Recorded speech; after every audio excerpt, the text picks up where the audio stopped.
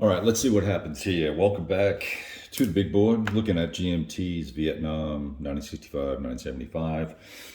I've played one scenario only, and this is the second one we'll be looking at. It's the first Volley is the name of the scenario. It's a two-turn gig just on the north map, so one cause area.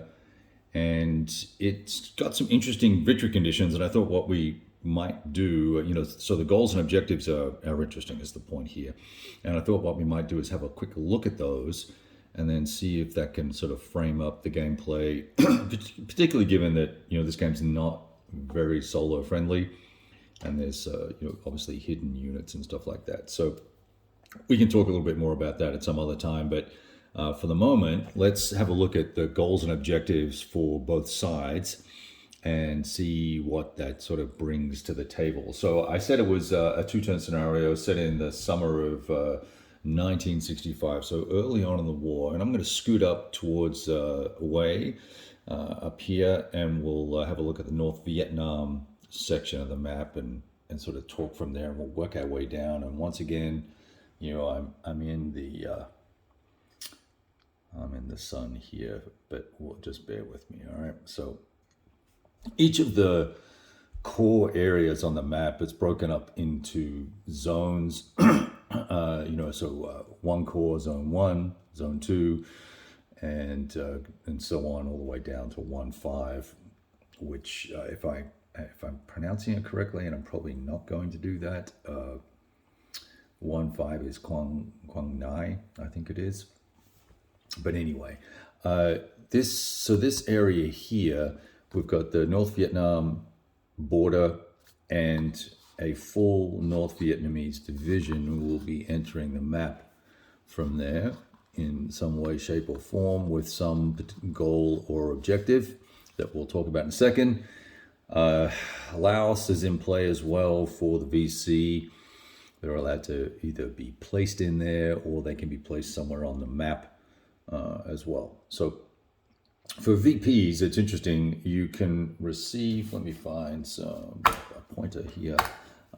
So for Hue, for instance, if there's a VC unit in it at the end of the game, we get 5 VPs for them.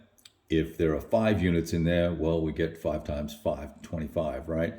And that would give us a maximum of 25 VPs. So you can only have 5 units in there. These red towns, their technical term is a capital town. So maybe they're like a regional capital. So Quang Tri here would be also a place where we could stack 5 VC or NVA units and receive, in that particular case, I think it's 2 VPs per unit. So a maximum of 10 there, right? Now, if we look at the only other victory hexes are these smaller towns and cultivated fields. Cultivated fields get 1 VP each. These towns, I believe, get 2 VPs. Is that correct? Let me just check. Yep, 2 VPs. And then any other hex is going to receive half a VP. So even if I'm in a mountain hex all the way over here, I'm going to pick up a half VP. Now, you can say, okay, well, what does all that mean? Let's put it in context of the victory conditions. So really, I guess what we're looking at here for the VC and the MVA is a capturing of major political locations and then capturing fields that are going to generate food and sustenance for the populace. So it's somewhat of a hearts and minds conversion exercise, I guess, is how I would look at it. It's either that or it's resource denial, right? One way or the other, I guess, to the populace. So the victory conditions, we need a 31 VPs or more for a decisive NLF victory, 14 or less for a decisive Allied victory.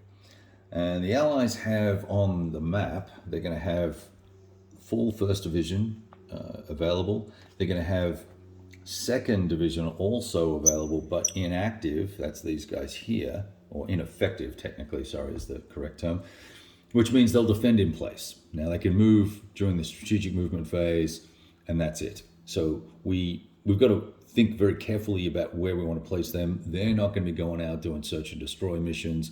They are going to be kind of hunkered down trying to hold stuff. So maybe they'll go in Way or here, or Da Nang is another. Da Nang here is another area that is that's a capital city as opposed to a major capital city that Way is. And so we will be looking to try and keep those safe as well. Now, there's 2 full Marine regiments, and then some additional battalions, and we can break those guys down or run with them, like they are. So there's those forces as well. That's what's arrayed. Now, it's not just this one division for the VC, for the NLF. We're now going to move the camera, so everyone brace yourselves, Miss Moneypenny. Here we go. Pull this back here. It's stuck on the rule book. There. All right, so let me just wrap up with these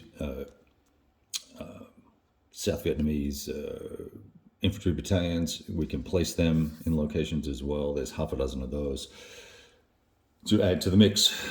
30 replacement points, 25 replacement points for the NLF. NLF also received their VC, right? So they're going to have 12 or 10 of these guys. Is 10 or 12?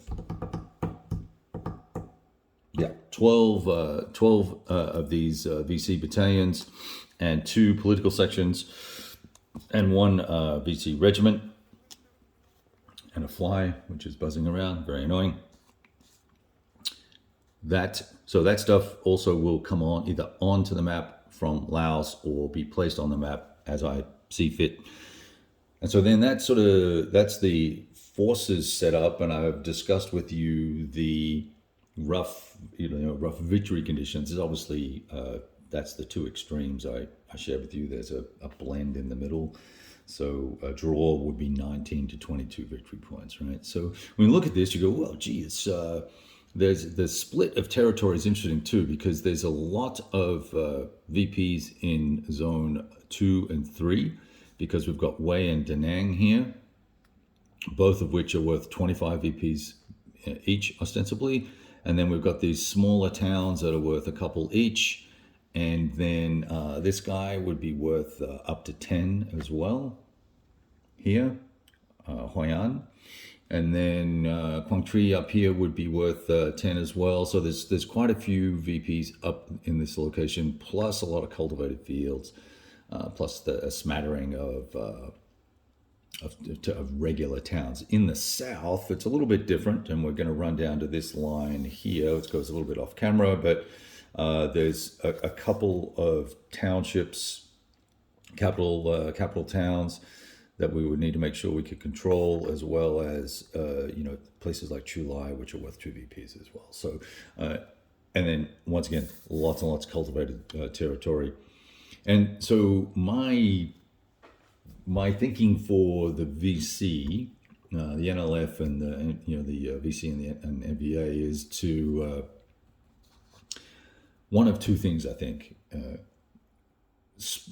force the defenders to split the difference in terms of where they can focus their effort, and by doing that by using the larger, heavier punching NVA force to try and come in and take Way or this town here and secure all these little dudes along the way, number 1.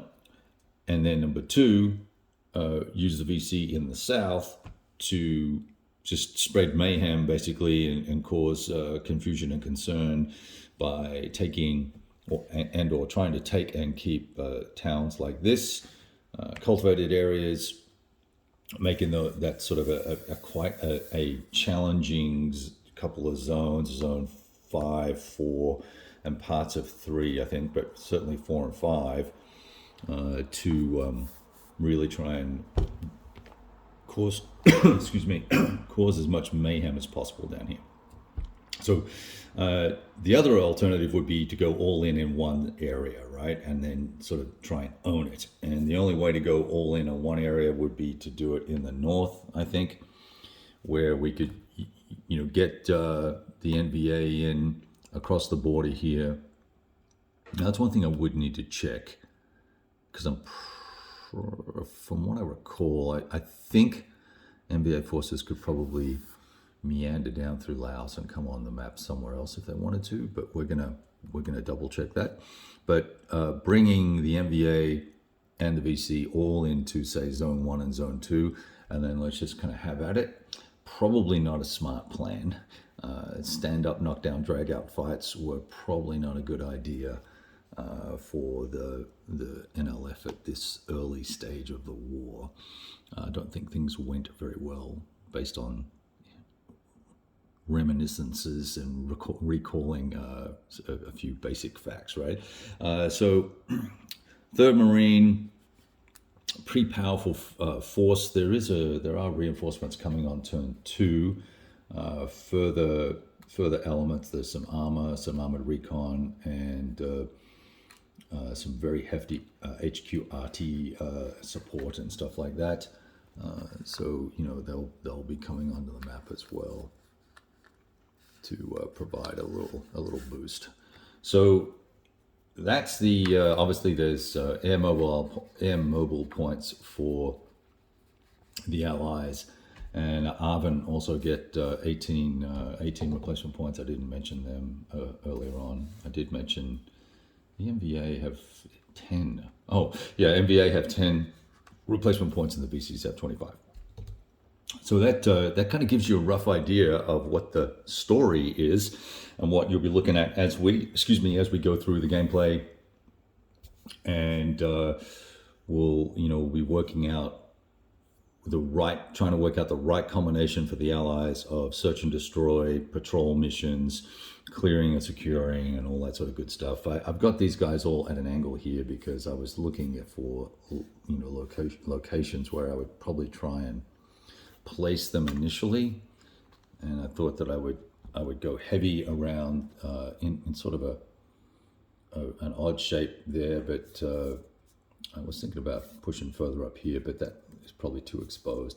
But keeping this zone under our control here with 1st Division that can fight and react and do their business, and then taking 2nd Division, who are ineffective, use them to hold the Da Nang zone, this area here, and then that would then free up all of the 3rd Marine, just go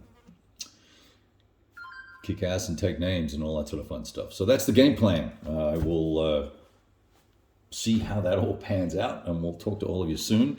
I'll try and run a few examples in video as we go. Obviously not tutorials, because there's certainly a lack of experience here for my gameplay, and there'll be little mistakes here and there for sure. So I wouldn't use them as tutorials, but it might give you some insight into the flow of the game. And I think that's a good point to sort of dig in on for a second.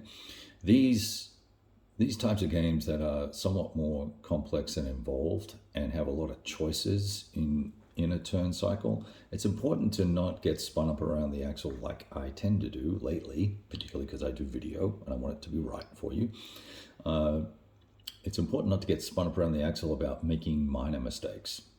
If they're not game-changing, game-breaking, scenario-destroying mistakes, just roll with it and move through it and let it go and keep playing and enjoy the experience and enjoy the narrative that comes out of it, number one. And number two, more importantly, enjoy the choices that you're presented with, because that's a good game should be presenting you with choices and opportunities and making you think hard about what you want to do and how you want to do it, versus just the rote, kind of like, good old the first version of SBI's War in the East and War in the West, where you advance one hex, make a couple of attacks, no one gets a breakthrough, The Russians retreat 2 hexes, and then you go through that whole cycle, and it's just a very, to me, a massively monotonous exercise in gameplay. The only fun thing I had with playing War in the East was I played with a bunch of fun guys, and we made the experience fun. The game was not. This type of system here is going to give you a lot more dynamic activities and actions, and a lot more choices to be made on a regular basis that I think will be far more fascinating for the gameplay. So don't let minor errors get in the way of a good time. All right, all the best. Enjoy the rest of the weekend. Roll some dice.